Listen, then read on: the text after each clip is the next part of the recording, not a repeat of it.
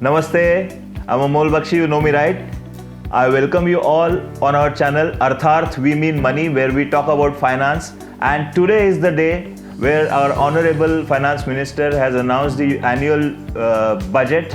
And like you, like a layman, I also don't understand a thing about finance. So we have our expert Rohit Ranade with us as usual. But today Rohit Ranade is going to be with other panelists who are also the experts in this finance field.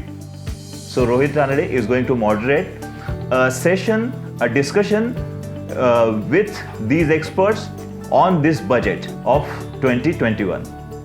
So let's go to Rohit and understand this budget piece by piece. Hello friends, you must be surprised that why I am here instead of Amol Bakshi today. The very reason is that today I'll be the host for all of you on Artharth. We'll be bringing you a new video on the Union Budget 2021. I will be interviewing a panel of tax experts, chartered accountants and consultants for you. We'll be bringing all the intricacies and important points which you must know about Union Budget 2021. Keep watching.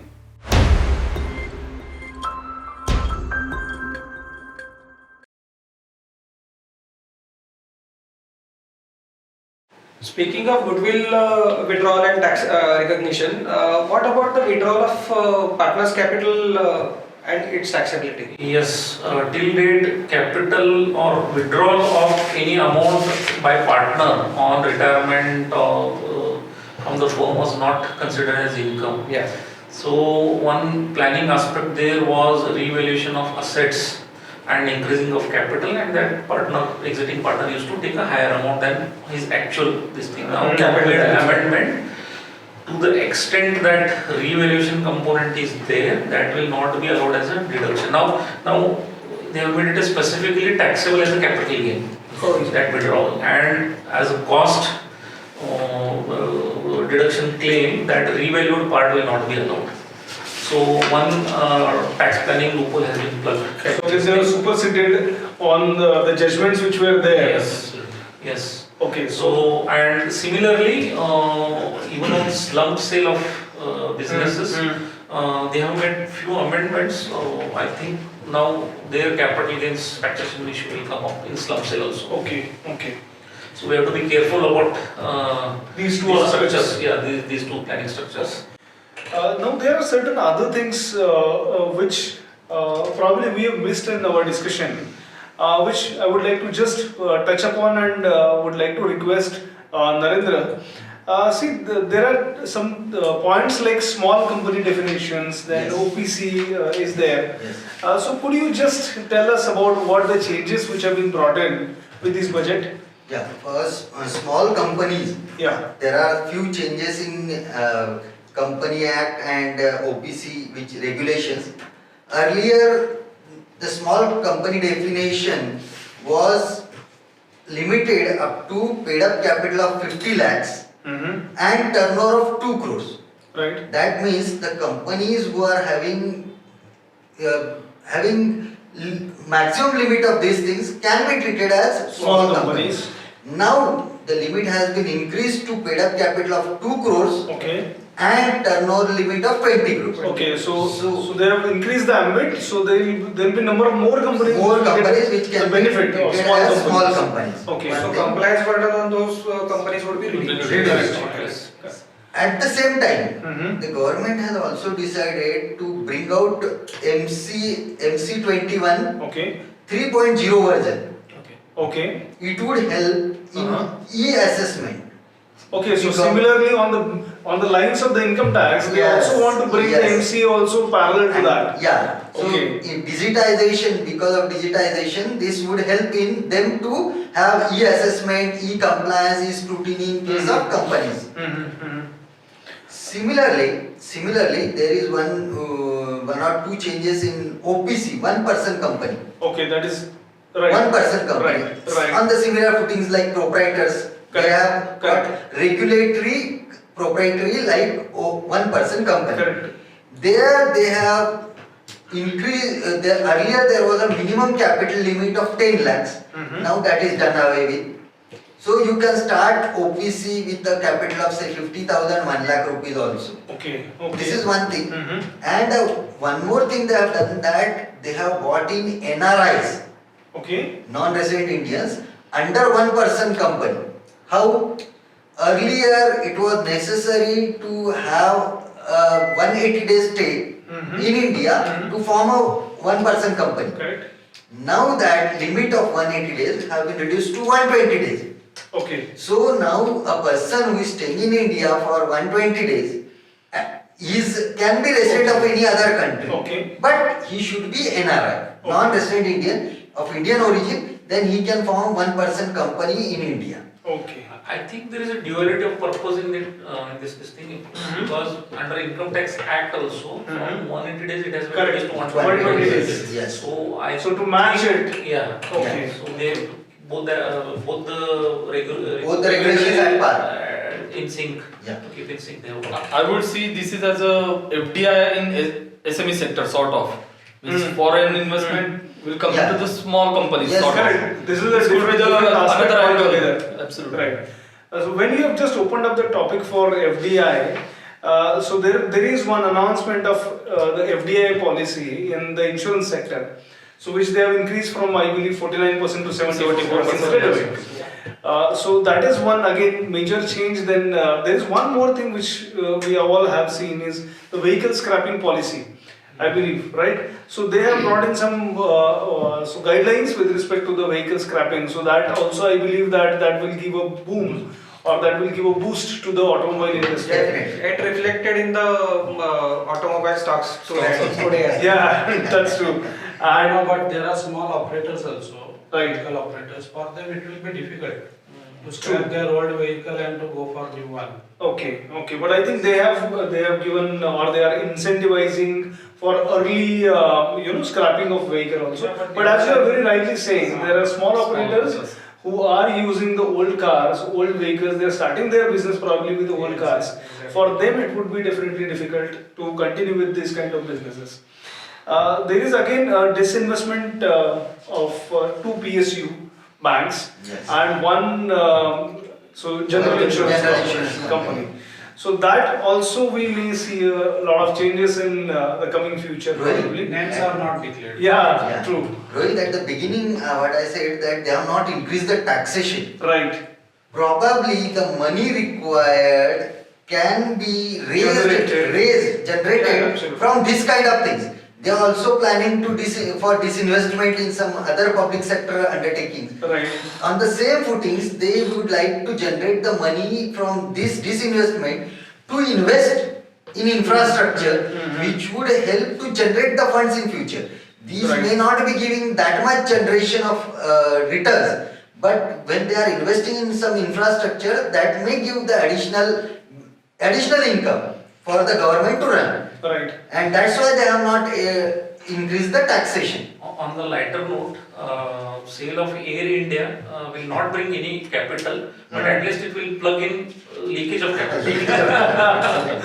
So probably I want to interrupt. Yeah. Big news for the share market that IPO of LIC. Definitely that will be a big news. True. All the middle, like small person, middle class person would be definitely interested to buy the IPO Yes, of the LIC.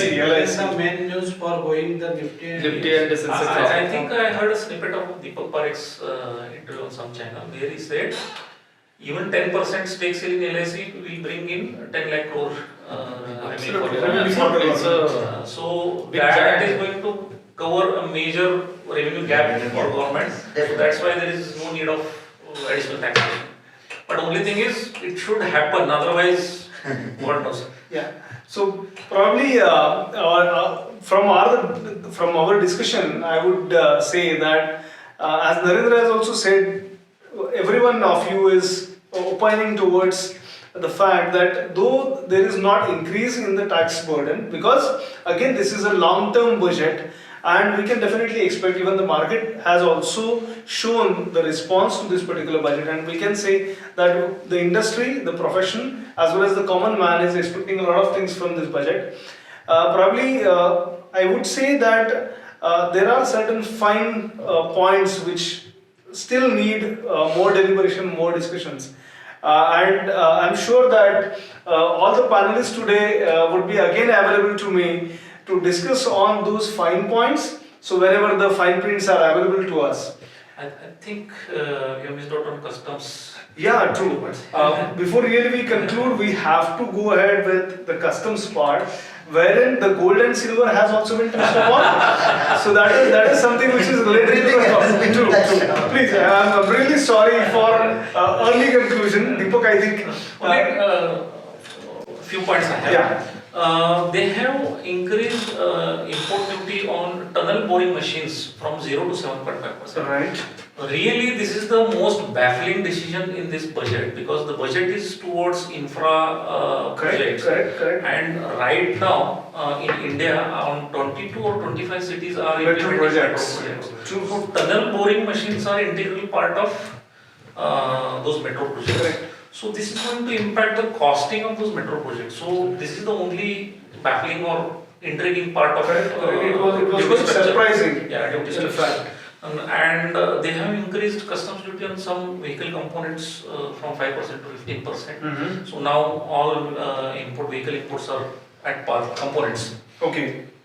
And they have reduced import duty on steel. So you all must be aware, few days back, Industries Minister Nitin Gadkari, Road Transport Minister Nitin Gadkari was complaining that there is cartelization in steel industry going on. They are increasing prices without any visible increase in input cost. Correct. So maybe this is brought into rein in the increase in steel prices. And another this thing is minister announced that there will be agricultural cess on petrol and diesel. Yeah. Also she announced that it is not going to impact the retail buyer of petrol and diesel. Okay. We don't know what exactly is there in mind, but our guess is whatever excise they were collecting, that will be carved out as agricultural cess, so that sharing with state government is reduced, because excess has to be shared with state government straightaway at 42% sharing has to be. And they have increased import duty on mobile phones and their chargers to 2.5%. Earlier it was 0%. As you said, gold and silver. Right. Earlier it was now you will be under more pressure to buy gold for your behalf. So, and last thing is they have increased import duty on solar panels. Right. Maybe to encourage domestic Indigenous production. Solar panel as well as the inverters. Okay, so it's a good day for local industry. Correct. One more thing, Rohit, in customs duty, they have also got this that exemption notification should be restricted for 2 years only. Okay. You cannot have long-term exemption notifications. That they have done. So they have put an expiry date for expiry date notification. whenever it comes in. Okay. So okay.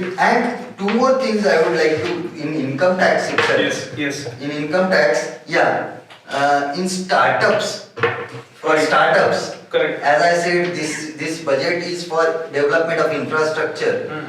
One of them is startup. For them, there was a tax holiday, which was ending on 31st March 21, which has been increased up to 31st March 22. Okay. And another thing which they have done in the startups is capital gain. Okay.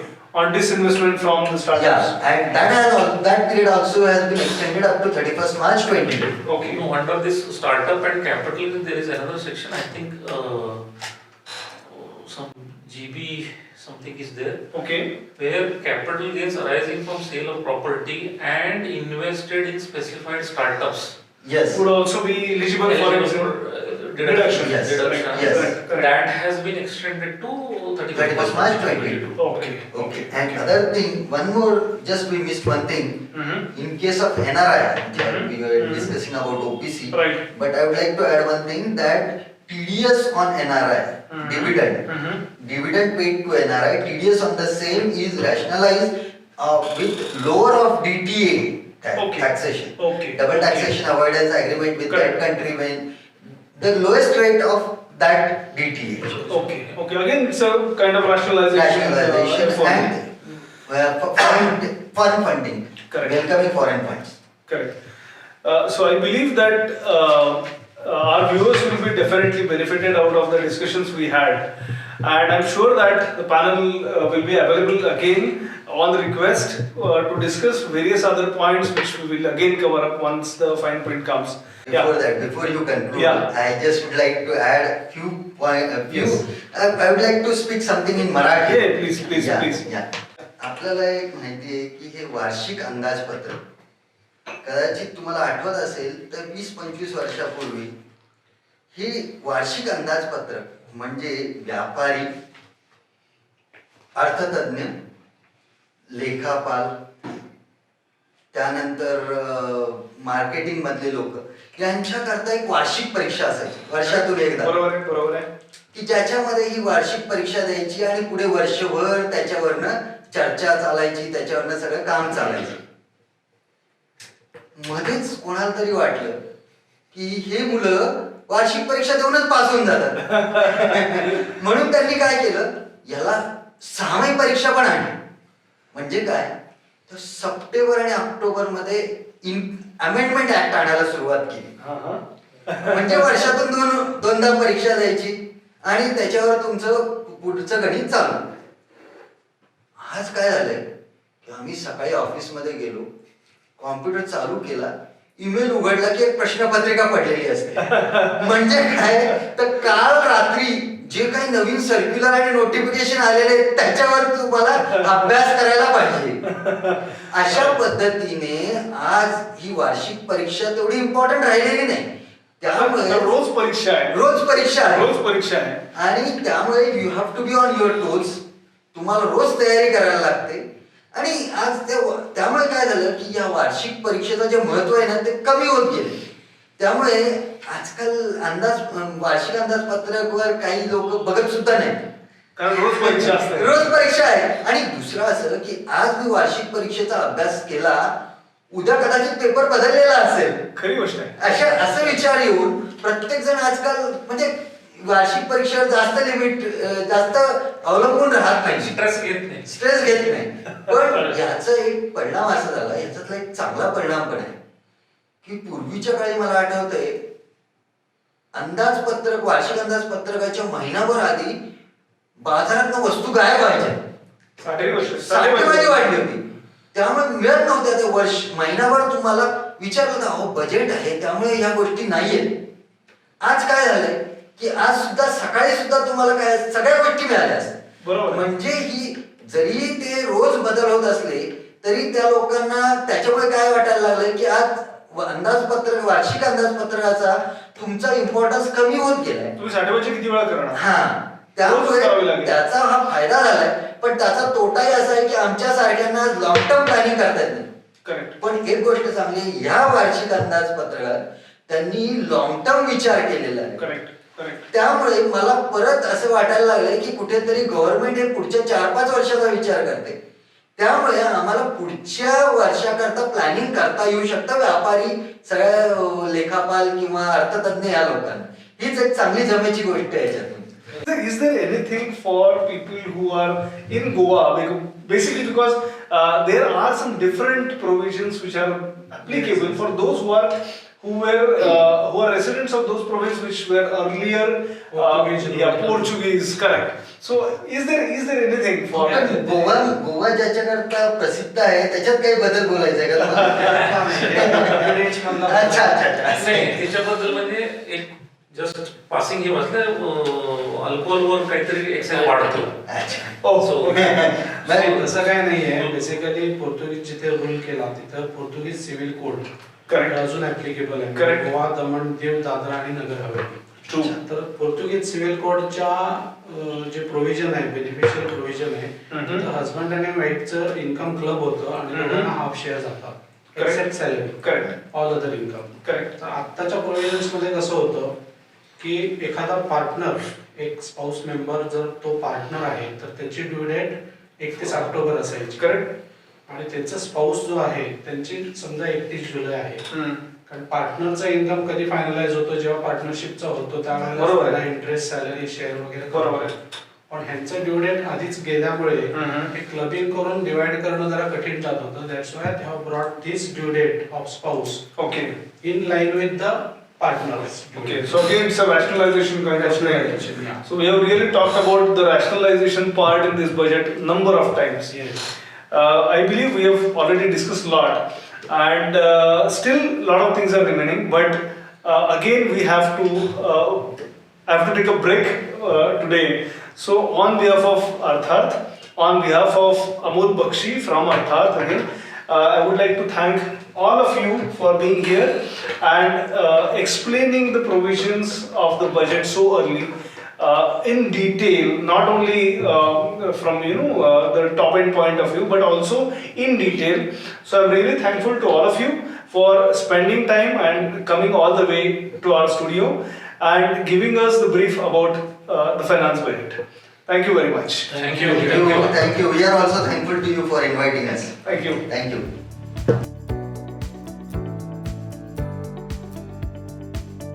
Whew. That discussion was exhausting, but yes, it was fruitful and it was a learning experience for all of us, right? I hope you must have understood this budget in detail.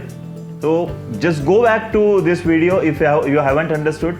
Learn everything and use it in your finance. Remember, we have already learned that accounts and finance is different, right?